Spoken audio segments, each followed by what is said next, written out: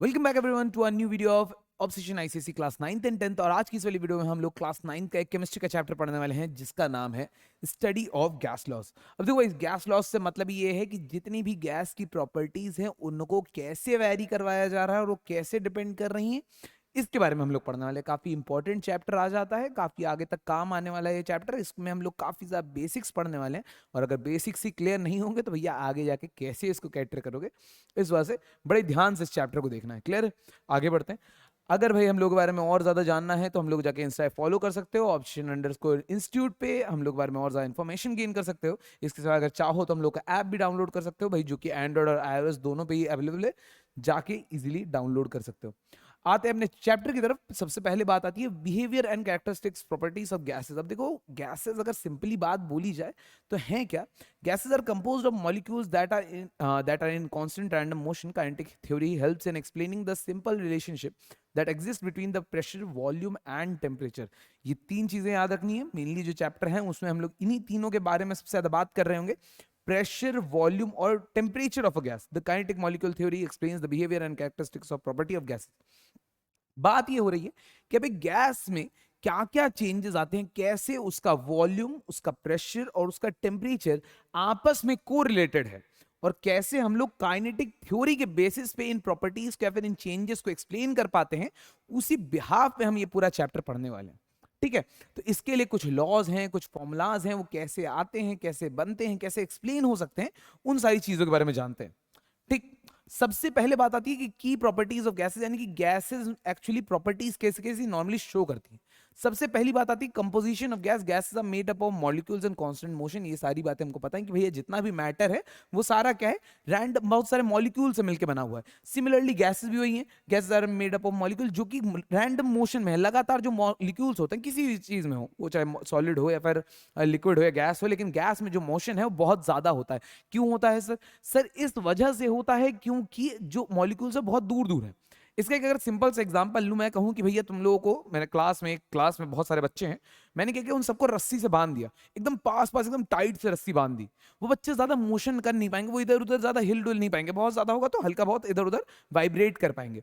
तो वो केस हो जाता है हमारा सॉलिड का। वहीं पे अगर मैंने रस्सी थोड़ी सी ढीली कर दी, मैंने रस्सी ढीली की लेकिन कहा भैया इतना ही एरिया है, इसी में ही मूव कर पाओगे, तो उन वहां पे क्या हो जाएगा, वो लिक्विड्स की तरह हो जाएंगे। वो क्या करेंगे, थोड़ा बहुत मोशन तो कर पाएंगे लेकिन बाउंडेड रहेंगे, उनकी जो बाउंड्रीज हैं वो फिक्स्ड रहेंगी। वहीं पे ही अगर मैं रस्सी ही खींच लूं, मैं कहूं जहां तक जाना है जाओ, तो उनका मोशन बढ़ जाएगा, वो बच्चे भागने दौड़ने लगेंगे, एकदम इधर उधर छितर बितर हो जाएंगे। वही केस होता है भैया गैसेस के साथ। इसमें मॉलिक्यूल्स हैं, उनकी बाउंड्रीज नहीं होती हैं, वो जिस कंटेनर में रखे आते हैं उसमें तक थोड़ा बहुत रहता है, लेकिन अगर उनको छोड़ दिया जाए तो जितना चाहे उतना एक्सपैंड कर जाते हैं। इसी वजह से इनमें जो मोशन है वो भी थोड़ा ज्यादा देखने को मिलता है। नो फिक्स्ड वॉल्यूम और शेप। जैसे कि मैंने कहा कि भाई हमने तो रस्सी हटा दी है ना, अब जैसे हमने वो बाउंडेशन ही हटा दी है तो ना ही इनका कोई फिक्स्ड वॉल्यूम है, ना ही इनका कोई फिक्स्ड शेप रहने वाला है। क्लियर? तीसरा आता है exert pressure. Gases exert pressure in all directions. अब अगर हम लोग बात करते हैं सॉलिड्स की, तो सॉलिड्स हमेशा नीचे ही प्रेशर एक्सर्ट कर पाते हैं क्योंकि वो साइड में फ्लो नहीं कर रहे होते हैं। जो लिक्विड्स हैं वो चारों तरफ करते हैं, ऊपर वाले को छोड़ के। वहां पे क्या होता है, वहां सरफेस टेंशन से हल्का बहुत फ्लूइड्स की तरह है, तो वो उधर एक्सर्ट करते हैं। लेकिन गैसेस, क्योंकि गैसेस हर तरफ जा सकती है, उनका जहां मन कर रहा है वहां पे मॉलिक्यूल दौड़ रहा है, तो वो क्या कर रही है, हर डायरेक्शन में एक्सर्ट कर रही है प्रेशर को। क्लियर? उसके बाद आता है हाईली कंप्रेसिबल। हाईली कंप्रेसिबल होगा, गैप देना छूट गया शायद। Highly compressible gases highly compressible क्यों?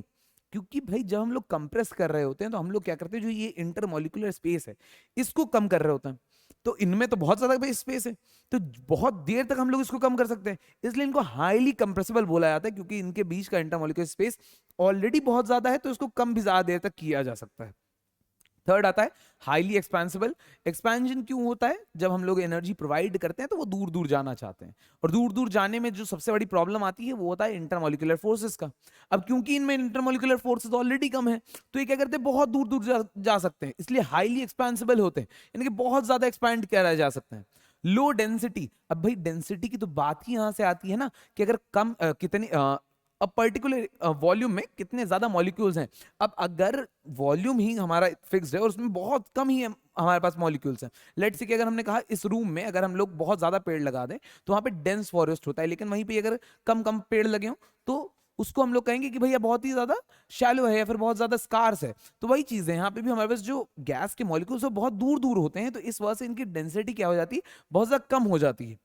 चौथा आता है हमारे पास डिफ्यूजन। अब डिफ्यूजन होता क्या है? डिफ्यूजन बेसिकली अगर थोड़ा सा समझ के चले, वरना सबको पता है मिक्सिंग ये वो, लेकिन मेन जो होता है डिफ्यूजन का मतलब होता है कि किसी भी चीज में भैया पूरी दुनिया में सारी चीजें चाहती हैं कि वो इक्विलिब्रियम में रहे।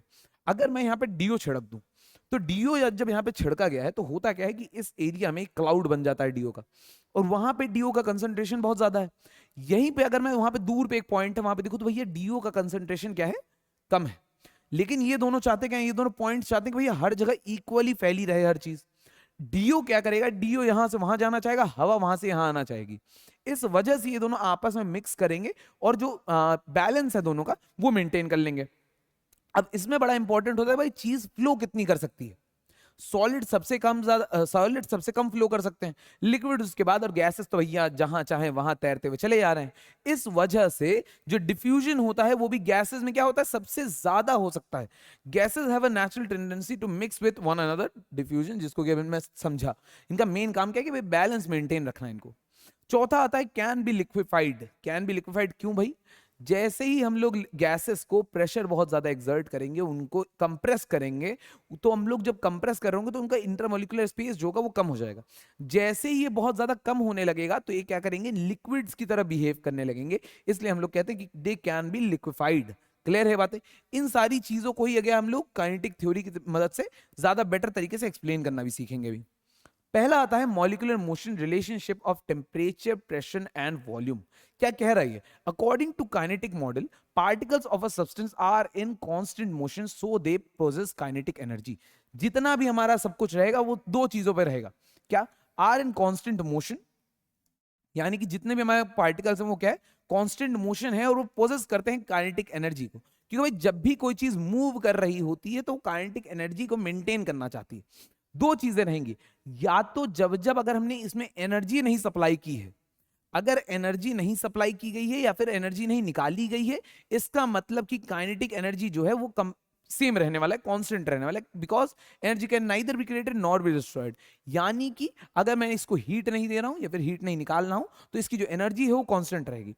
वहीं पे ही अगर जिनका जो मोशन है वो भी मेंटेन रहेगा, तब तक मेंटेन रहेगा जब तक ये एनर्जी पोजेस करेंगे। अगर इनसे एनर्जी निकाल ली गई तो इनका जो एनर्जी है वो क्या हो जाए, इनका जो मोशन है वो भी कम हो जाएगा। ये दो चीजें हैं हम लोग को ध्यान रखनी। पहला है the average kinetic energy of a particle is directly proportional to the absolute temperature. भाई अभी मैंने जैसे कहा कि अगर हीट टेम्परेचर की जब मैं बात करता हूं तो टेम्परेचर इसका मतलब है कि भैया उसमें हीट ज्यादा है। हीट अगर सप्लाई की गई है यानी कि टेम्परेचर राइज करवाया गया है, यानी कि एनर्जी सप्लाई की गई है। जैसे जैसे तुम किसी चीज में एनर्जी सप्लाई करोगे यानी कि तुम उसकी एनर्जी को बढ़ा रहे होगे, और एनर्जी को बढ़ाओगे यानी कि तुमने उस पार्टिकल में ज्यादा एनर्जी दे दी, और जैसी एनर्जी बढ़ जाएगी तो वो क्या करेगा, मोशन ज्यादा करना शुरू कर देगा। अगर हम लोग काइनेटिक एनर्जी के फॉर्मूले की बात करें तो वो होता ही क्या है, हाफ एम वी स्क्वायर। अब भाई मास जो है, मास तुम्हारा क्या रहने वाला है, कांस्टेंट ही रहेगा। मास में तो बदलाव आएगा नहीं, तो जिस चीज में चेंज आएगा वो क्या हो जाएगा, वेलोसिटी। अब ये जो वेलोसिटी है, क्योंकि भैया मैंने एनर्जी बढ़ा दी है, हीट मैंने उसको दे दी है, हीट देते ही उसका टेम्परेचर में राइज हुआ है, टेम्परेचर बढ़ा है अगर, तो इसका मतलब कि एनर्जी बढ़ गई है उसकी। और अगर एनर्जी बढ़ गई है, मास कांस्टेंट है, तो क्या बढ़ जाएगा, उसकी वेलोसिटी बढ़ जाएगी, उसमें मोशन जो है वो बढ़ जाएगा। इसी वजह से कह रहा है the average kinetic energy of a particle is directly proportional to the absolute temperature. Clear? क्योंकि भैया जैसे ही मैं उसको हीट का ट्रांसफर कर रहा हूं तो उसकी काइनेटिक एनर्जी बढ़ी, और काइनेटिक एनर्जी बढ़ी है तो उसमें मोशन बढ़ रहा होगा। Clear? The temperature at which the molecular motion completely ceases on the completely ceases. अब देखो कंप्लीटली सीजेस का लिखा हुआ है थ्योरेटिकली कॉन्सेप्ट, क्योंकि एक्चुअली में कभी ऐसा हो नहीं सकता कि किसी पार्टिकल को कंप्लीटली रोक दिया जाए।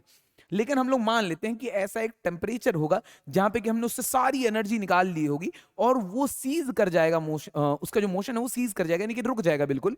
On the kelvin scale is called absolute zero. उस टेम्परेचर को हम लोग क्या कहते हैं, एब्सोल्यूट जीरो कहते हैं, यानी कि जीरो केल्विन होता है वो। और ये जीरो केल्विन जो होता है, एब्सोल्यूट जीरो और zero kelvin is equal to 273 minus में 273 डिग्री सेल्सियस। क्लियर है? तो यानी कि हमने क्या क्या सीखा भी? हमने देखा कि भैया जितना भी मोशन है पार्टिकल्स में वो हो किसकी वजह से रहा है, उनकी एनर्जी की वजह से रहा है। जैसे जैसे टेम्परेचर या फिर हीट इनको सप्लाई की जा रही है, इनकी टेम्परेचर बढ़ रहा है, वैसे वैसे क्या हो रहा है, इनका जो मोशन है, इनकी जो काइनेटिक एनर्जी है वो भी बढ़ती जा रही है। दूसरा, अगर हमने इनमें से टेम्परेचर निकाल लिया तो यानी कि इनका जो मोशन है वो भी कम होता जाएगा, और इतना अगर कंप्लीट एनर्जी निकाल ली जाए थियोरेटिकली तो ये क्या करेंगी, कंप्लीटली स्टिल हो जाएंगी, इनमें कोई भी मोशन नहीं होगा। और उस टेम्परेचर को हमने क्या नाम दिया है, मतलब उस टेम्परेचर को हमने क्या कहा है, एब्सोल्यूट जीरो कहा है। क्या कहा है? Absolute zero. और ये एब्सोल्यूट जीरो होता क्या है? 0 केल्विन होता है। और ये 0 केल्विन बराबर किसके है? ये बराबर है -273 डिग्री सेल्सियस के। क्लियर है बात? ये चीजें हमें ध्यान रखनी है। क्यों? क्योंकि इनका बार बार काम आ रहा होगा। ठीक, आगे बढ़ते हैं भाई। इसके बाद अगर हम लोग देखें तो पहली बात आ जाती है गैस लॉज की। गैस लॉज क्या हुए हैं भाई? कुछ ऐसे साइंटिस्ट आए थे जिन्होंने की कहा भैया ये सारी चीजें ऐसे ऐसे डिपेंड कर रही हैं। उनको हम लोगों ने क्या किया, कंबाइन किया या फिर यूज किया, और उनको आगे हमने नाम दे दिया गैस लॉज का। क्या क्या है? The behavior of a gas under known conditions of pressure, volume and temperature is described by the laws known as gas laws. अभी हमने कहा था इन्हीं तीनों के बारे में हम लोग बात करेंगे, प्रेशर, वॉल्यूम और टेम्परेचर। इन तीनों में आपस में क्या रिलेशंस हो रहे हैं, एक को बदलने से दूसरे में क्या चेंजेस आ रहे हैं, फिर दूसरे को बदलने में पहले में क्या चेंजेस आ रहे हैं। इस तरीके इन सारे लॉस को हमने जो कनेक्शन किया उन्हीं को हमने क्या नाम दे दिया, उनको हमने नाम दे दिया भाई गैस लॉस का। Standard variables of gas law, यानी कि वेरिएबल्स किन किन चीजों की वजह से चेंजेस आ रहे हैं उनकी बात करते हैं। दस physical behaviour of gases can be described bye 3 standard variables. कौन कौन से? हमने 3 बार इनका नाम बोला है। पहला आता है हमारा वॉल्यूम, दूसरा आता है हमारा प्रेशर, और तीसरा आता है हमारा टेम्परेचर। वॉल्यूम को हम लोग V से रिप्रेजेंट करेंगे, प्रेशर को P से और टेम्परेचर को T से। All gases are similar in their physical behavior. They expand and contract equally under similar conditions of temperature and pressure. For a given mass of gas, a change in one or more than variable pressure, volume and temperature results in change of the remaining variables. क्या मतलब है इसका? इसका simple सा मतलब है कि ये जितने भी गैसेस हैं वो सिमिलर होते हैं थोड़े बहुत, उनकी जो बिहेवियर होता है वो सिमिलर होता है। बट ये सारी जो चीजें हैं 3 चीजों पर डिपेंड कर रही हैं, जैसे हमने फिर से बोला।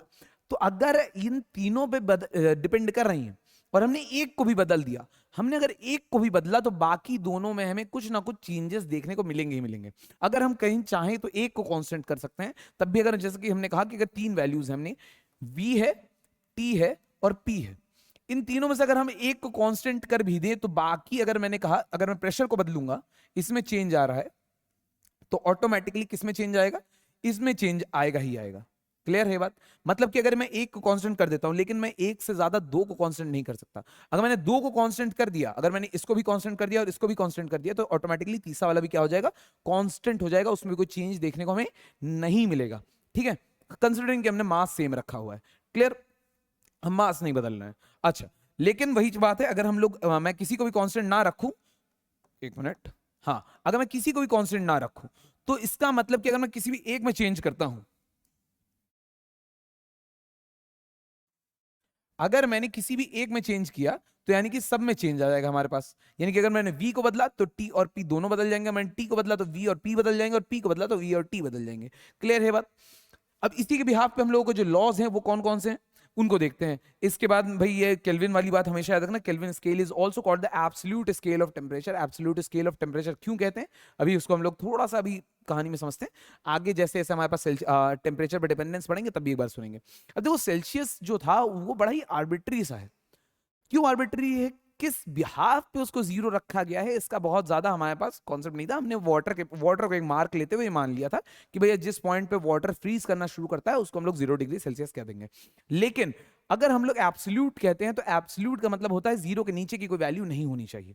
एब्सोल्यूट वर्ड का मतलब ही होता है कि भैया 0 जो है वही हमारा स्टार्टिंग पॉइंट होगा, लेकिन 0 से भी नीचे वैल्यूज हो जाती हैं। इस वजह से हम लोग सेंटीग्रेड्स को ज्यादा यूज नहीं कर पाते हैं, बल्कि हम लोग उसकी जगह किसको यूज करते हैं? केल्विन को यूज करते हैं। और केल्विन को हम लोग क्या कहते थे? एब्सोल्यूट स्केल कहते हैं। वही हमने कहा ना, 0 के नीचे। अब देखो किसी भी चीज का जो मोशन था वो किससे डिफाइन किया जा रहा था? टेम्परेचर के बेसिस पे डिफाइन किया जा रहा था। हमने कहा भाई जब 0 डिग्री सेल्सियस 0 केल्विन हो जाएगा तो 0 केल्विन के नीचे कोई भी बॉडी, 0 केल्विन पे ही कोई भी बॉडी सीज कर देगी मूव करना। अगर उससे और ज्यादा एनर्जी निकालोगे कैसे? मोशन है ही नहीं तो निकालो कैसे? अब उससे ज्यादा एनर्जी निकालने होगा तो भाई मास गायब हो जाएगा, वो इजिली पॉसिबल नहीं। और मास भी गायब करने के लिए हमको बहुत ज्यादा हाई स्पीड चाहिए, तो यानी कि वेलोसिटी वाला ही केस है वहां पे। अब अगर वेलोसिटी खत्म हो गई, एनर्जी खत्म हो गई है, यानी कि इससे ज्यादा कम टेम्परेचर थ्योरेटिकली पॉसिबल नहीं है। क्लियर है, कहीं मिल जाए भगवान करे तो अलग बात है, बट 0 केल्विन से नीचे कोई भी चीज पॉसिबल नहीं है। क्लियर है, इसी वजह से उसको क्या कहा जाता है, एब्सोल्यूट स्केल ऑफ टेम्परेचर कहा जाता है। इसके बाद अगर हम लोग देखें तो वॉल्यूम ऑफ अ गैस बात करते हैं। वॉल्यूम है क्या, हम सबको थोड़ा बहुत पता है। The volume of a gas is the space occupied by the gas, the space occupied by a gas is equal to the volume of its container. मतलब क्या है, वॉल्यूम का सिंपल सा मतलब होता है कि एक गैस ने कितनी जगह, एक गैस मतलब कि गैस ने कितनी जगह ले रखी है। अब गैस ने कितनी जगह ले रखी है, क्योंकि हमने बोला था भैया कि इसका कोई फिक्स वॉल्यूम या फिर वो नहीं होता है, शेप नहीं होता है, तो यहाँ पे होगा क्या, ये जिस भी कंटेनर में रख दी जाएगी उतना ही वॉल्यूम इसका हो जाएगा। लेट्स से अगर इस रूम में मैंने गैस रखी है तो वो इस रूम के जितना वॉल्यूम ऑक्यूपाई करेगी। इसी गैस को मैं ले लूं और दूसरे रूम में शिफ्ट कर दूं जो कि छोटा बड़ा हो, तो वहां पे उसका वॉल्यूम ले लेगी। या फिर इसको ही मैं एक कंटेनर में रख दूं, हो सकता है भाई थोड़ा लिक्विफिकेशन हो जाए क्योंकि बहुत ज्यादा कंप्रेस कर रहा है, कंप्रेस किया जा रहा है, बट उसी कंटेनर का क्या करेगी, वॉल्यूम ऑब्टेन कर लेगी। क्लियर है बात। यूनिट्स ऑफ वॉल्यूम कौन कौन सी यूनिट्स का यूज किया जाता है, पहला आता है हमारे पास सेंटीमीटर क्यूब, दूसरा आता है ml डेसीमीटर क्यूब, और आ जाता है लीटर। ये सारे कन्वर्जन्स बड़े इंपॉर्टेंट है क्योंकि अक्सर पूछ लिए जाते हैं। यहाँ पे एक छोटी सी गलती जो अक्सर बच्चे करते हैं, मैंने देखा है, वो बता देता हूं। जिसके अगर हम लोग को पता है कि 1 सेंटीमीटर में लेट से 10 मिलीमीटर, ठीक, तो जब हम लोग क्यूबिंग कर रहे होते हैं तो इसका ये मतलब नहीं होता है कि 1 सेंटीमीटर क्यूब में 10 मिलीमीटर क्यूब होगा। अब बच्चे बोलते हैं सर क्या फिर सारे सारे याद करते रहे, बड़ी मुश्किल से तो मैंने ये याद किया था कि सर 1 सेंटीमीटर में 10 मिलीमीटर होता है। सर मुश्किल नहीं, बट काफियों को नहीं याद हो पाता। तो अक्सर हमें ये करना होता है कि भैया जब हम लोग क्यूब कर रहे हैं तो वैल्यूज का भी क्यूब होता है। यानी कि 1 सेंटीमीटर में अगर मैं कहूंगा तो कितना मिलीमीटर क्यूब होगा, 10 का क्यूब यानी कि 1000 मिलीमीटर क्यूब होगा। इस चीज को बस ध्यान रखना है। क्लियर है बात। तो इसी तरीके से अगर मैं देखूं तो मेरे पास 1 मीटर में कितने डेसीमीटर क्यूब हो जाते हैं, 1000 डेसीमीटर क्यूब हो जाते हैं। 1000 कैसे सर, 1 मीटर में 10 डेसीमीटर होता है, तो यानी कि 1 मीटर क्यूब में कितने डेसीमीटर क्यूब हो जाएंगे, 1000 डेसीमीटर क्यूब। और 1 ही मीटर में 1000 लीटर भी होता है, यानी कि 1 डेसीमीटर क्यूब किसके बराबर हो जाएगा हमारे पास, 1 decimetre cube would be equals to 1 liter. Clear? Similarly, 1 liter is equals to 1000 ml, and that is equals to 1000 centimeter cube, which would become 1 ml is equals to 1000 centimeter cube. Clear? Sorry, 1 centimeter cube. Clear. इन चीजों को थोड़ा सा याद रखना है कि भैया convergence कैसे होते हैं, क्योंकि जब न्यूमेरिकल्स कर रहे होंगे तो बहुत ज्यादा इंपॉर्टेंट हो जाते हैं। वहां पे ये छोटी छोटी गलतियां होती हैं और उससे मार्क्स कट जाते हैं, तो यहाँ पे ये वाली गलतियां नहीं करनी है एटलीस्ट। क्लियर है। इसके बाद आगे बढ़ते हैं। आगे अगर हम लोग देख रहे होते हैं तो हमारे पास है क्या, pressure of a gas. The pressure of a gas is the force that the gas exerts per unit area on the walls of the container. The pressure exerted by air present in the atmosphere on the surface of the earth is called atmospheric pressure. Simple सी अगर बात बोली जाए तो भाई pressure हम सबको पता है, प्रेशर का मतलब क्या होता है, हमने सबने फिजिक्स में थोड़ा बहुत पढ़ रखा है। क्या पढ़ा है कि अगर एक यूनिट एरिया है तो उस पर कितना फोर्स लगाया जा रहा है, अगर इन दोनों का रेशियो निकाल दिया जाए तो उसे हम लोग क्या कहते हैं, उसे हम लोग प्रेशर कह देते हैं।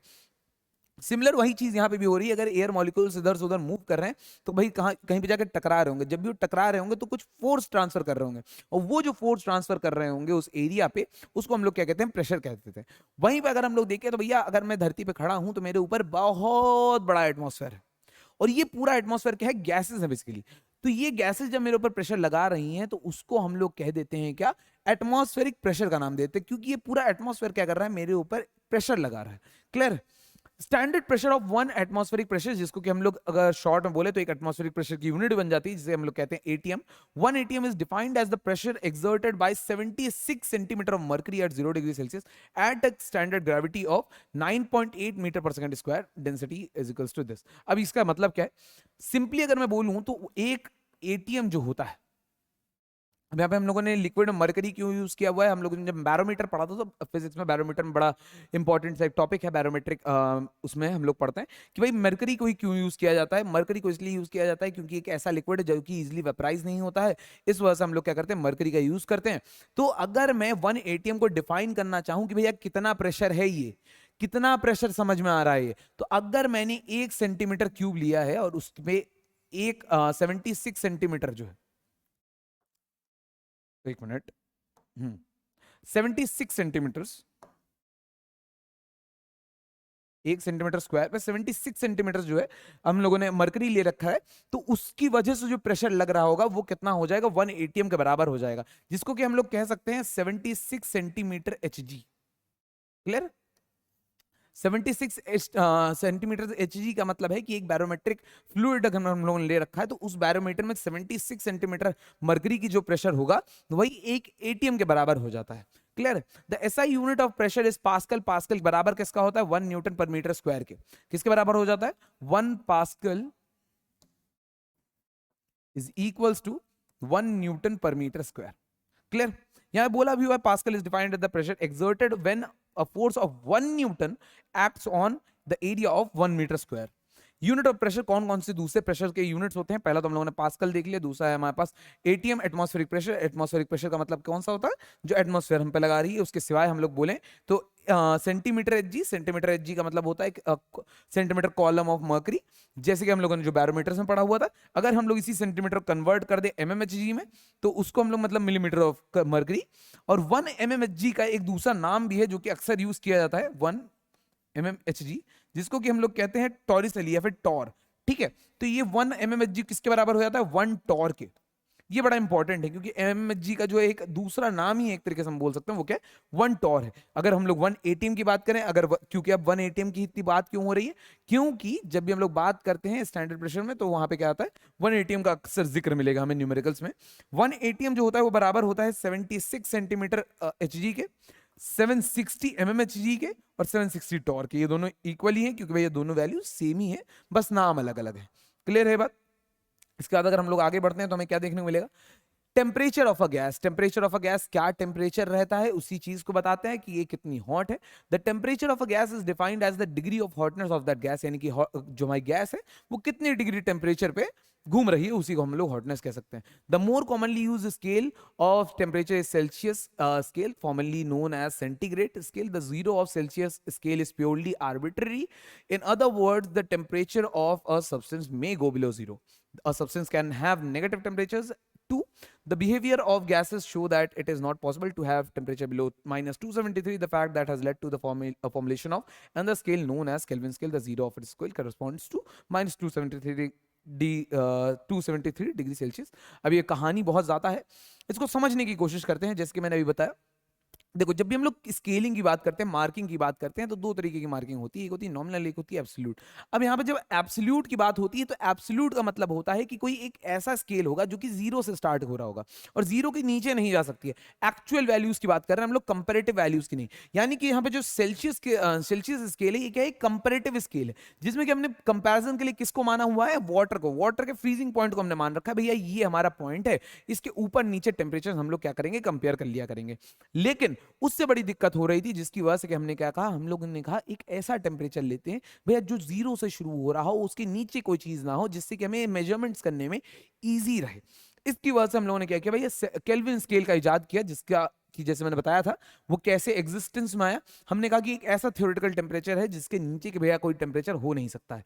क्लियर है? इस वजह से हमारा केल्विन स्केल का इजाद हुआ था और इसका जो लीस्ट टेम्परेचर है वो कितना हो सकता है? -273 डिग्री सेल्सियस हो सकता है। अगर हम लोगों को कभी भी केल्विन को चेंज करना हो सेंटीग्रेड्स में, सॉरी सेंटीग्रेड्स को केल्विन में, तो हम लोग क्या करेंगे? जितना भी सेल्सियस होगा उसमें 273 ऐड कर देंगे। क्यों ऐसा कर रहे हैं? कि भाई 0 डिग्री सेल्सियस जो था वो बराबर किसके? हमारे 273 डिग्री सेल्सियस के, सॉरी केल्विन के। तो यानी कि 0 डिग्री अगर 273 के बराबर है तो जैसे जैसे नीचे जाते जाएंगे वैसे वैसे इसमें कम होता जाएगा, जैसे जैसे बढ़ते जाएंगे उतना ही 273 ऐड होता जाएगा। क्लियर है बात? तो इसका मतलब ये चीज थी। अब इसके बाद pressure and volume relationship of a gas, मतलब क्या है? अब हमने ये सारी चीजों देख ली में क्या क्या होता है, प्रेशर क्या है, वॉल्यूम क्या है, टेम्परेचर क्या है, कैसे क्या चीजें बनी हैं, किन चीजों का यूज किया जा रहा है, बट अब इनमें रिलेशंस क्या बन रहे हैं उनके बारे में आके बात करते हैं। पहला आ जाता है हमारा pressure and volume relationship in a gas, यानी कि प्रेशर और वॉल्यूम कैसे एक दूसरे पर इंडिपेंडेंट है, उनकी डिपेंडेंसीज क्या आ रही हैं। ये जो लॉ है, ये लॉ एक साइंटिस्ट ने दिया था जिनका नाम था कि भाई बॉयल। अब उसी के नाम पे हम लोगों ने क्या नाम रख दिया है? Boyle's law. साइंटिस्ट का पूरा नाम जो था वो था Roberts Boyle. Roberts Boyle systematically studied the relationship between pressure and volume of a gas. सबसे पहले यही इंसान था भैया जिसने क्या किया? इसकी जो स्टडी थी उसको प्रॉपर्ली किया। इन 1662 he found that at constant temperature the volume of a fixed mass of a dry gas decreases by half when the pressure of it was doubled, and it becomes 4 times its original volume when its pressure was decreased by 2/4. He describes this behavior in the form of a law known as Boyle's law. अब क्या कह रहा है ये सारी कहानी, उसको थोड़ा समझते हैं। इन्होंने देखा कि भैया, इन्होंने एक टेबल बनाई जिसमें कि इन लोगों ने लिया क्या, वॉल्यूम लिया और प्रेशर लिया।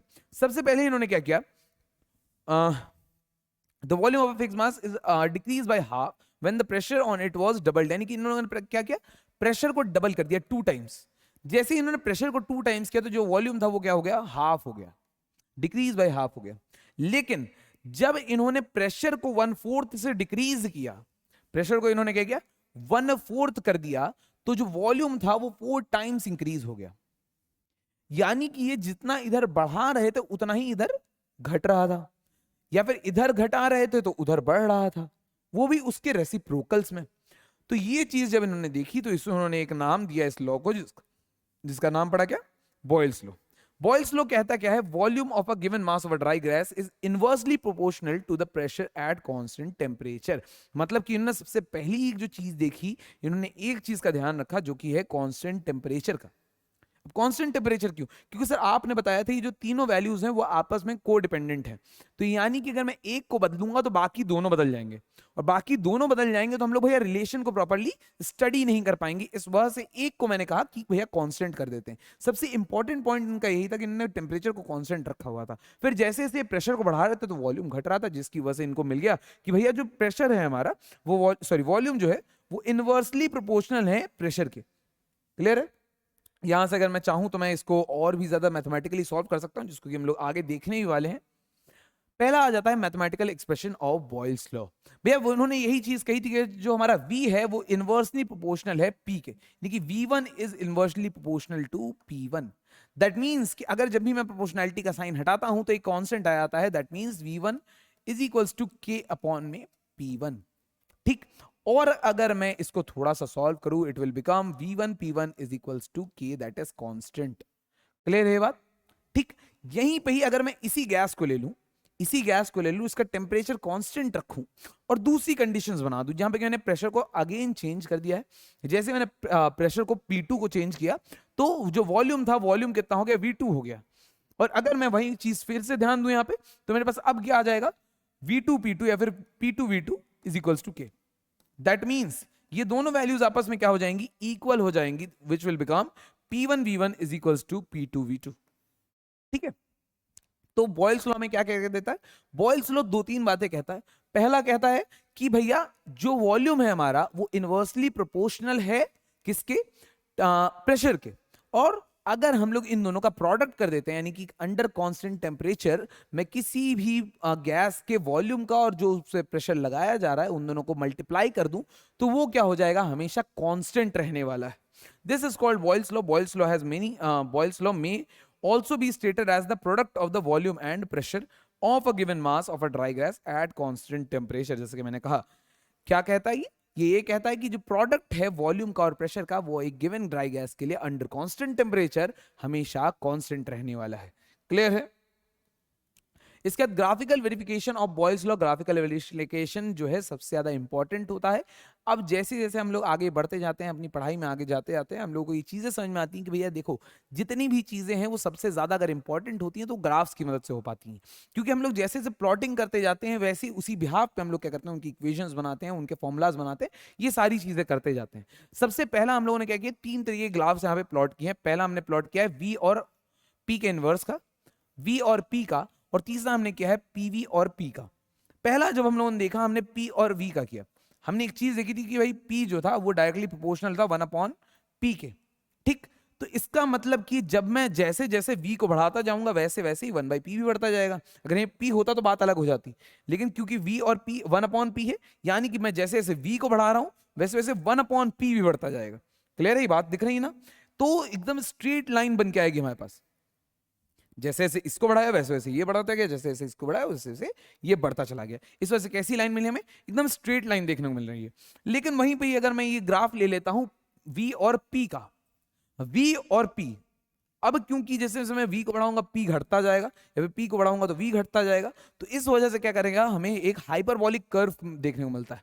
कैसा कर्व देखने को मिलता है, हाइपरबोलिक कर्व। यानी कि P और V में कैसा है, एक हाइपरबोलिक कर्व है। ये बहुत टाइम एमसीक्यूज में पूछ लिए जाते हैं, ग्राफ्स प्लॉट करने को आ जाते हैं, एग्जांपल्स देने के लिए आ जाते हैं, तब हम लोग को बड़ा अक्सर याद रखना पड़ता है कि अगर भैया हम लोगों ने V और 1/P में किया है तो एक स्ट्रेट लाइन मिलती है, V और P में किया है तो एक हाइपरबोलिक कर्व मिलता है, लेकिन वहीं पे अगर मैंने PV और P में किया है तो मुझे एक स्ट्रेट लाइन मिलती है। क्यों मिलती है भाई? क्योंकि PV की जो वैल्यू थी वो क्या है? कांस्टेंट। और अगर कांस्टेंट वैल्यू है तो उसमें क्या होगा? एक स्ट्रेट लाइन देखने को मिलेगी। जैसे जैसे मैं प्रेशर बढ़ाता जाऊंगा, पीवी की वैल्यू हमेशा क्या रहने वाली है? कांस्टेंट ही रहने वाली है, क्योंकि पी बढ़ाने से भी जो वी होगा वो कम हो जाएगा। तो अगर वी कम हो रहा है तो वो वैल्यू को क्या रखेगा? कांस्टेंट ही रहने देगा, आगे बढ़ने नहीं देगा। टेम्परेचर जो है वो हमारा सेम ही रहने वाला है, कोई दिक्कत होगी नहीं, क्योंकि हमने उसे भी कांस्टेंट कर रखा है। क्लियर है बात? आगे बढ़ते हैं। Explanation of Boyle's law in terms of molecular motion या फिर काइनेटिक थ्योरी। क्योंकि भैया हमने बताया था कि भैया जितने भी ये लॉज हैं हम लोग क्या करेंगे? उनको काइनेटिक थ्योरी के बिहाफ पे एक्सप्लेन करने की कोशिश करेंगे। काइनेटिक थ्योरी क्या कहती है?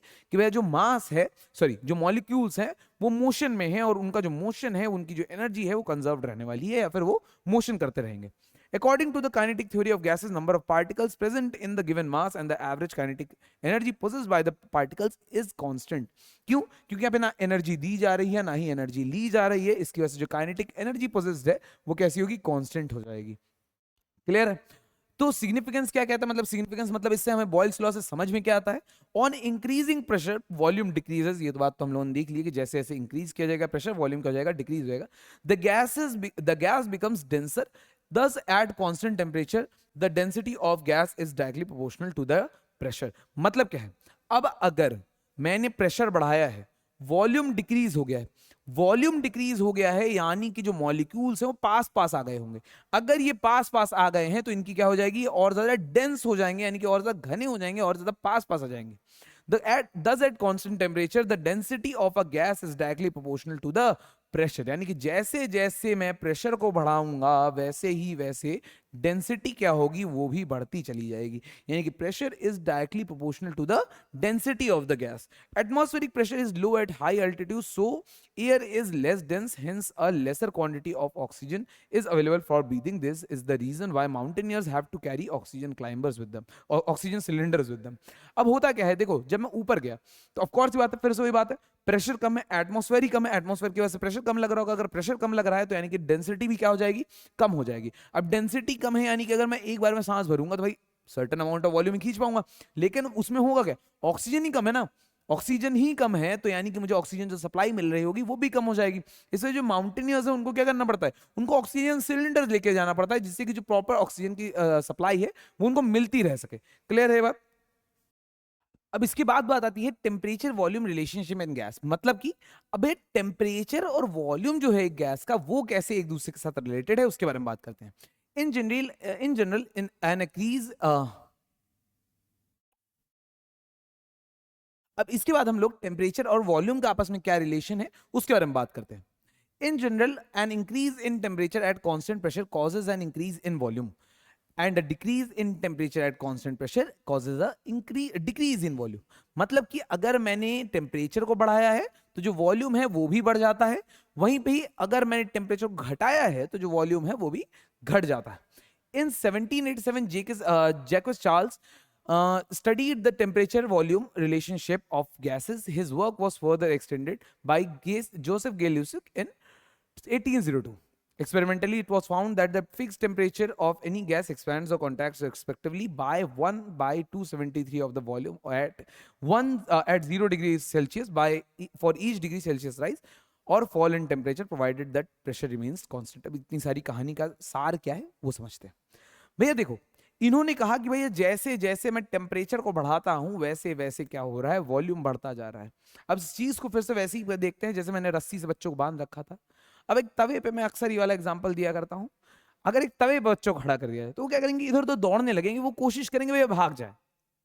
अब क्योंकि उनको टेम्परेचर प्रोवाइड कराया गया है, वो क्या चाह रहे हैं? दूर जाना चाह रहे हैं, और जैसे जैसे वो दूर जाना चाहेंगे वॉल्यूम क्या हो जाएगा? बढ़ता चला जाएगा।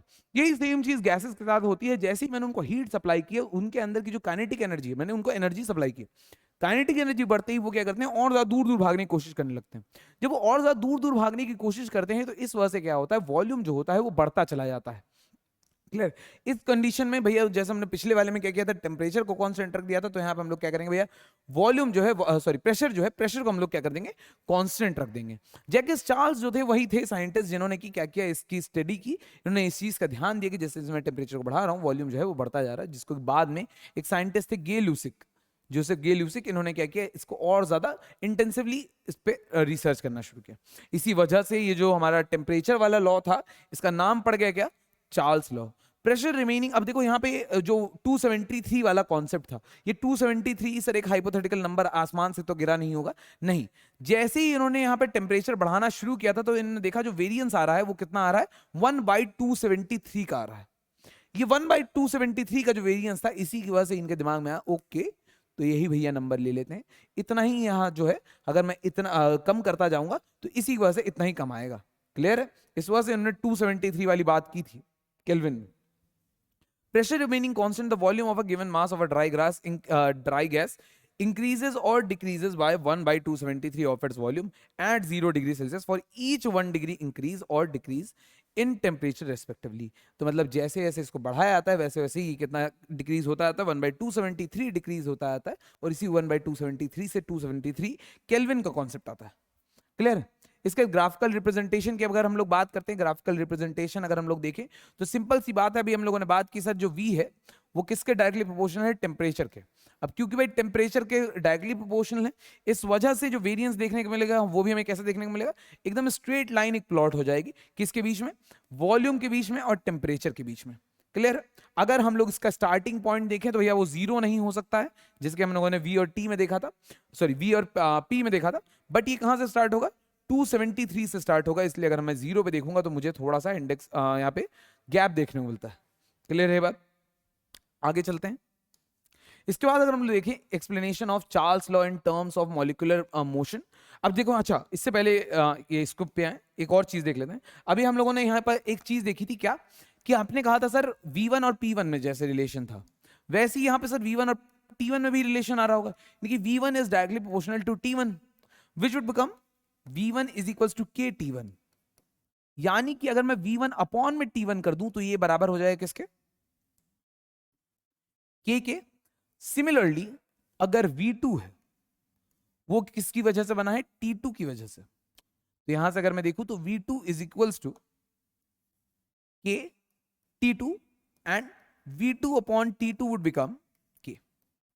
From these two equations, what we would get is V1 upon T1 is constant and V2 upon T2 is also constant, which makes कि भैया जो वॉल्यूम और टेम्परेचर है, इन दोनों का जो रेशियो रहने वाला है वो हमेशा कैसा रहने वाला है, कांस्टेंट रहने वाला है। इसी की वजह से हमें जो ग्राफ भी मिल रहा था वो कैसा मिल रहा था, एकदम स्ट्रेट ग्राफ देखने को मिल रहा था। ठीक है? इसके बाद explanation of Charles law in terms of molecular motion, kinetic theory के बेसिस पे इसको भी एक्सप्लेन करना देखते हैं। जैसे कि भैया हम लोगों ने वहां पे बॉयल्स लॉ को एक्सप्लेन किया था, वैसे ही अब यहाँ पे चार्ल्स लॉ को एक्सप्लेन करते हैं। According to the kinetic theory, the average kinetic energy of a gas particle is directly proportional to its absolute temperature. जैसे भी हम लोगों ने कहा था, जैसे जैसे हम लोग टेम्परेचर बढ़ाएंगे वैसे वैसे क्या होगा, इसका वॉल्यूम भी जो है बढ़ता चला जाएगा। दस when the temperature of a gas is increased, the particles would move faster. Kinetic energy is the energy by the virtue of its motion। मतलब जैसे जैसे इसको बढ़ाया जा रहा है वैसे वैसे एनर्जी भी बढ़ रही है, एनर्जी बढ़े तो काइनेटिक एनर्जी भी बढ़ती जा रही है। And will strike the walls of the container more frequently and vigorously if the pressure is kept constant, the volume increases proportionately. अब देखो यहाँ पे इसीलिए प्रेशर को कांस्टेंट रखा जा रहा है, वरना होता क्या है कि जैसे जैसे टेम्परेचर बढ़ाते हैं वैसे वैसे प्रेशर में भी चेंज आएगा। ठीक है? इसी वजह से हमने प्रेशर को क्या कर दिया, कांस्टेंट कर दिया। Hence at constant pressure of a given mass of gas is directly proportional to temperature, जिसको हमने नाम क्या दिया हुआ है, चार्ल्स लॉ। भैया इसी को मैंने पहले ही थोड़ा सा बेसिक में एक्सप्लेन कर दिया था कि भाई जैसे जैसे यहाँ पे एनर्जी प्रोवाइड कराई जा रही है वैसे वैसे क्या हो रहा है, इसका मोशन बढ़ रहा है, और क्योंकि प्रेशर कांस्टेंट है इसकी वजह से इसका जो वॉल्यूम है वो भी एक्सपैंड कर रहा है। क्लियर है बात? Significance of Charles law, Charles law कहता क्या है, इस चीज को और डिफाइन अगर हम लोग करें, volume of a given mass of a gas is directly proportional to its temperature, hence density decreases with an increase in temperature. क्योंकि भाई अब जैसे जैसे मैंने टेम्परेचर को बढ़ाया है, जैसे जैसे मैंने टेम्परेचर को बढ़ाया है तो क्या हुआ है, वॉल्यूम भी बढ़ता गया है। और अगर वॉल्यूम बढ़ता गया है यानी कि भैया डेंसिटी क्या हो जाएगी, डिक्रीज कर जाएगी। यानी कि जैसे जैसे टेम्परेचर बढ़ेगा वैसे वैसे क्या होगा, डेंसिटी डिक्रीज कर जाएगी। यानी कि T is directly proportional to 1/d, यानी कि डेंसिटी के इनवर्सली प्रोपोर्शनल है। ये लाइन बस ऐसे समझाने के लिए लिखी है, दिल पे मत लेना। ठीक? This is the reason why hot air is filled into balloons used for meteorological purposes। इसको ये मिटा ही देता हूं, मुझे लग रहा है कोई गलत ना वो ले ले। ठीक है? अब क्यों क्यों हॉट एयर ही गैसेस में भरी बलून में भरी जाती है? क्यों भाई, जैसे जैसे मैंने हॉट एयर भरी है तो उसके अंदर की जो डेंसिटी है वो कम है, और जो हाई लो डेंसिटी वाली चीज है वो ऊपर उठना चाहेगी, तो मेट्रोलॉजिकल बलून जो होगा हमारा वो क्या कर जाएगा, वो ऊपर उठ जाएगा। मेट्रोलॉजिकल बलून्स बेसिकली छोटे छोटे बलून्स होते हैं जिनके साथ स्ट्रिंग्स अटैच होती हैं, उनमें एपरेटस जो होता है वो अटैच रहता है, वो ऊपर जाता है, ऊपर की जो भी कंडीशंस होती हैं वो नीचे इन्फॉर्मेशन भेजता रहता है। हॉट एयर बलून्स भी इसका एक एग्जांपल है। हॉट एयर बलून्स के अंदर भी हम लोग क्या करते हैं, हॉट एयर को पुश इन करते हैं, जिसकी वजह से जो हमारा हॉट एयर बलून है वो ऊपर उड़ता चला जाता है। क्लियर है बात? इसके आगे देखिए, अगर हम लोग एब्सोल्यूट और kelvin scale of the temperature, हम लोगों ने काफी बार अब बात कर ली है इसकी, एक बार दोबारा देख लेते हैं क्या कह रहा है। The temperature scale with its zero at, अब देखो होता क्या है, एग्जैक्ट टेम्परेचर की अगर हम लोग बात करें तो -273.15 डिग्री सेल्सियस होता है, बट अपने कन्वीनियंस के लिए हम लोग क्या करते हैं, इसको -273 डिग्री सेल्सियस ले लेता है। अभी छोटी क्लास में बाद में चाहें तो हम लोग एग्जैक्ट वैल्यूज वो काफी जगहों पे यूज करते हुए दिखेंगे। And whose each degree is equal to each degree on the Celsius scale. इसका क्या मतलब है? It's called the kelvin or absolute scale of the temperature. मतलब अगर मैं एक थर्मोमीटर ले लूं तो हमेशा 1 degree rise is equal to 1 degree rise in Celsius is 1 degree rise in Kelvin। अब यहां पे डिग्री का यूज कर रहे हैं, वैसे तो केल्विन में डिग्री होती नहीं है, बट कंपैरिजन के लिए कर रहे हैं, इसलिए इसको यूनिट भी कह सकते हैं। 1 unit rise in Celsius is 1 unit rise in kelvin. Books में भी तुम लोगों को डिग्री देखने को मिल जाएगा। वैसे केल्विन में जैसे मैंने कहा डिग्री होती नहीं, बट हम लोग यूनिट भी टर्म यूज कर सकते हैं। कैसे? जिसकी अगर मैं बात करूं 1 डिग्री सेल्सियस है अगर, तो इसमें अगर मैं इसे केल्विन में कन्वर्ट करूंगा तो ये बन जाएगा 274 केल्विन। वहीं पे अगर मैं 2 डिग्री सेल्सियस की बात करूंगा तो ये बन जाएगा कितना, 275 केल्विन। जो चेंज आया है वो यहां भी एक ही यूनिट का है, और अगर यहां पे भी देखा जाए तो जो चेंज आया है वो कितना है, एक ही यूनिट का है। तो यानी कि एक यूनिट राइज अगर सेल्सियस में हो रहा है तो एक ही यूनिट राइज हमारा केल्विन में भी होगा, और अगर एक यूनिट का ड्रॉप हो रहा है हमारा सेल्सियस में तो वहां पे केल्विन में भी एक यूनिट का ही ड्रॉप हमें देखने को मिलेगा। क्लियर है बात? अगला, conversion of temperature from Celsius to kelvin scale and vice versa. मतलब कि अगर चेंजेस करने होंगे तो कैसे चेंज करेंगे ये हम लोग पढ़ चुके हैं। 0 डिग्री सेल्सियस को अगर मुझे केल्विन में बदलना है तो मैं क्या करूंगा, 273 उसमें क्या कर दूंगा, ऐड कर दूंगा। Kelvin scale values can be converted to degree Celsius by subtracting 273। वही सेम चीज अगर मुझे भाई, अब जो हमारा सेल्सियस था उसको हम लोगों ने क्या किया था, केल्विन में कन्वर्ट करने के लिए ऐड किया था, तो अगर मुझे केल्विन से सेल्सियस में लेके आना पड़ रहा है तो मैं क्या करूंगा, उसको माइनस में ले जाऊंगा। तो अगर मैं जितना भी केल्विन है उसमें मैं 273 माइनस कर दूंगा तो मेरे पास क्या आ जाएगा, सेल्सियस आ जाएगा। यानी कि 0 डिग्री केल्विन को अगर मुझे सेल्सियस में कन्वर्ट करना है तो मैं माइनस में 273 कर दूंगा, जो कि बन जाएगा माइनस में 273 डिग्री सेल्सियस। यहाँ पे डिग्री आना भूल गया है, ठीक है, यहां पे भी डिग्री होगा। तो 13 डिग्री केल्विन जैसे कि है तो मैंने 13 माइनस 273 कर दिया, तो ये बन गया क्या, माइनस का 273 डिग्री सेल्सियस। अच्छा, कुछ चीजें हैं जो कि हमें ध्यान रखनी है केल्विन जब भी हम लोग देखेंगे। नो डिग्री साइन, केल्विन में क्या होता है, कोई भी डिग्री साइन हमें देखने को नहीं मिलता है। बाकी सेल्सियस और फ़ारेनहाइट दोनों में क्या होता है, डिग्री सेल्सियस होगा और डिग्री फ़ारेनहाइट होगा। क्लियर है? The size of 1 degree of Kelvin scale is same as the size of 1 degree of Celsius scale। वही जो मैंने अभी पीछे बताया था, that is unit size of Kelvin scale is equal to the unit size of Celsius scale। यानी कि जैसे जैसे चेंजेस सेल्सियस में होते रहेंगे उतना ही यूनिट चेंज होगा हमें केल्विन में भी देखने को मिलेगा। The real advantage of Kelvin scale is that it makes application and use of gas laws simple। even more significantly, all values on Kelvin scales are positive।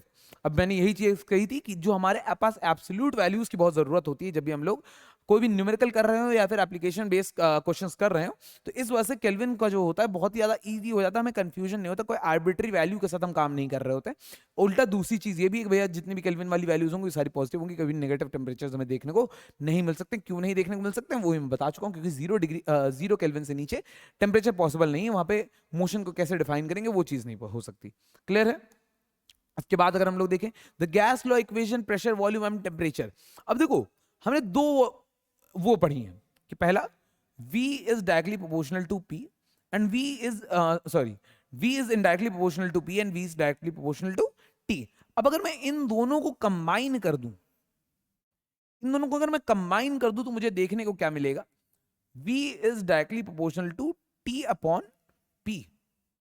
और अगर मैं यहां पे कांस्टेंट इंट्रोड्यूस कर देता हूं तो बन जाएगा V is equals to KT upon P। Which would give me v into P upon में t is equals to k, यानी कि pv अपॉन t जो वैल्यू होगी वो क्या हो जाएगी, कांस्टेंट हो जाएगी हमेशा के लिए। यही चीज हमें कह रहा है both pressure and temperature of a fixed mass. अब देखो यहाँ पे लेकिन एक चीज और फिक्स्ड रहती है, जो कि मैंने पहले ही बोला था, जितना भी हमने गैस लॉ पढ़ा है वो सारी फिक्स्ड मास के अंदर हमने पढ़ी है। मास जो है वो नहीं बदल रहा है। अगर मास को बदल देता है तो उस वहां पे और एक वेरिएशन देखने को मिलता है, जो कि हम लोग बड़ी क्लास में जाकर और भी ज्यादा इंट्रोड्यूस हो पाते हैं उससे। जो कि अगर मैं कहूं तो ऐसे एक इक्वेशन है जिसको एक्चुअल गैस इक्वेशन कहते हैं, PV is equals to NRT. यहाँ पे जो n होता है ये नंबर ऑफ मोल्स होता है, और अगर नंबर ऑफ मोल्स यानी कि मास बदल रहा है तो उससे हमें एक वेरिएशन और देखने को मिलता है। यहाँ पे R भी क्या है ये बता देता हूँ, रेडबर्ग्स कांस्टेंट होता है, रेडबर्ग्स कांस्टेंट, क्लियर, ठीक है, रेडबर्ग्स कांस्टेंट होता है ये, ठीक। अच्छा, इसके बाद are valid a combination of Boyle's and Charles law gives us a fixed relation amongst this volume, pressure and temperature. अगर मैं इन दोनों कंबाइन कर देता हूं तो मेरे पास क्या आ जाता है, एक नया फॉर्मूला बन के आ जाता है, जो कि है PV upon T is equals to K। अगर मैं ऐसे दो वेरिएशंस ले लूं, मैं कह रहा हूं कि accordingly if the volume of a given mass of a gas changes from V1 to V2, मतलब कि जो वॉल्यूम है वो V1 से V2 चला गया है, प्रेशर जो है P1 से P2 चला गया है, और T1 जो है वो T2 तक चला गया है, और इन दोनों को मैं स्ट्रेट अप कर दूं तो अलाइन करने में मुझे क्या मिल जाएगा, P1 V1 अपॉन में T1 is equals to P2 V2 upon में T2। यहाँ पे कॉमा आ गया है, इसका सिंपल सा मतलब है मल्टीप्लाई होगा, गलती से शायद से एडिटिंग में कॉमा आ गया होगा। P1 V1 अपॉन में T1 is equals to P2 V2 upon में T2। क्लियर है बात? आई होप सबको समझ में आ रहा होगा। हमने क्या किया, बस चार्ल्स लॉ और बॉयल्स जो दोनों लॉस थे हमारे पास, हमने उन दोनों को क्या किया है, कंबाइन कर दिया है। क्लियर है? Standard temperature and pressure. Standard temperature and pressure होता क्या है, जब भी हम लोग कोई भी नॉर्मल स्टडी कर रहे होते हैं तो हम लोग कहते हैं कि भैया देखो, अब क्योंकि भैया जैसे जैसे मैं टेम्परेचर बदलूंगा वैसे वैसे वॉल्यूम बदल जाएगा, जैसे जैसे मैं प्रेशर बदलूंगा वैसे वैसे भी वॉल्यूम चेंज जाएगा। तो कुछ स्टैंडर्ड वैल्यूज होनी चाहिए भाई, जिसके कंपैरिजन में हम ये सारी स्टडीज कर सकते हैं।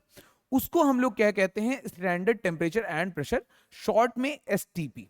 ठीक है, जो स्टैंडर्ड टेम्परेचर होता है वो क्या होता है हमारा 0 डिग्री सेल्सियस होता है, या फिर अगर केल्विन में बोला जाए तो 273 केल्विन, या फिर और जो स्टैंडर्ड टेम्परेचर होता है वो कितना होता है 760 mmHg या फिर 76 सेंटीमीटर Hg, जो कि बराबर है 1 atm के। ये बात मैंने पहले भी कही थी कि इसी वजह से हमने 1 atm के जितने भी कन्वर्जन्स हैं वो सारे देख लिए थे।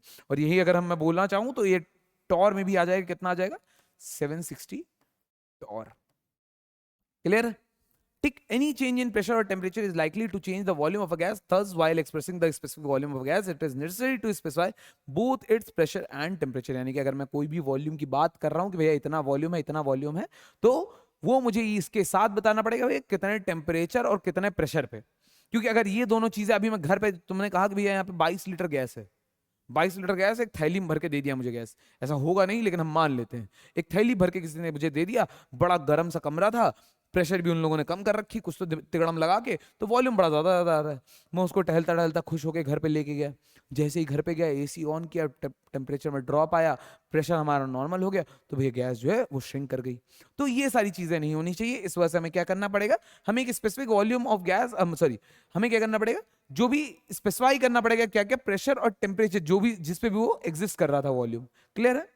Note by increasing pressure of the volume of an enclosed gas it volume decreases. ये सारी चीजें हम लोग पढ़ चुके हैं भैया, जैसे जैसे हम लोग प्रेशर बढ़ाएंगे तो वॉल्यूम क्या करेगा, डिक्रीज करेगा, और अगर टेम्परेचर को बढ़ाएंगे तो वॉल्यूम क्या करेगा, इंक्रीज करेगा।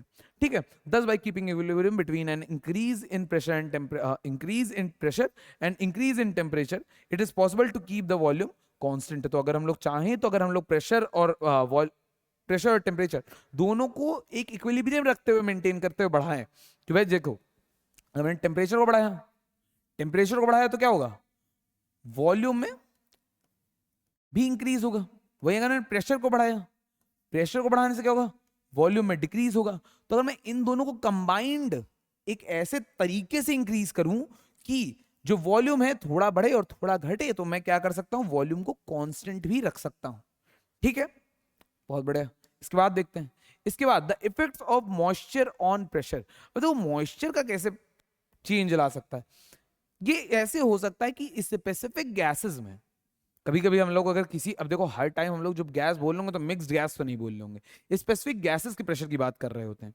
और जब हम लोग स्पेसिफिक गैसेस के प्रेशर की बात कर रहे होते हैं तो अक्सर उसमें क्या होता है, वाटर कंटेंट मिक्स्ड होता है।